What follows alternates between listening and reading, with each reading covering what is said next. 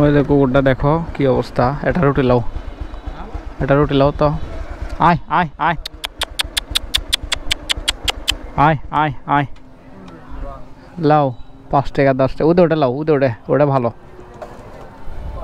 একটা আগে লাও।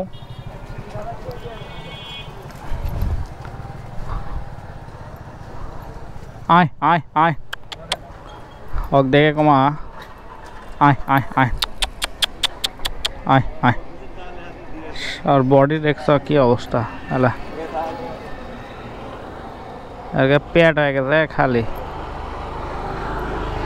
এনে কি অবস্থা। আরেকটা দাও, আরেকটা দাও, আরেকটা দাও। আর শরীরের অবস্থা দেখছ। কুকুর ডাক দেখেন কি অবস্থা দেখে। এই এই এই এই আইডলে যা এটা নে একেবারে মানে আর গায়ের হাড় হাড্ডি বের হয়ে গেছে। এ নে তুই নে রে।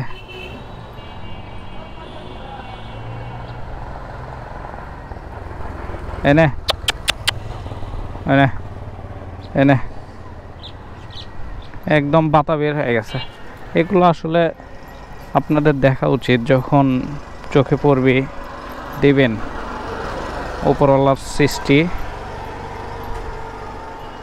হ্যাঁ এ নাও।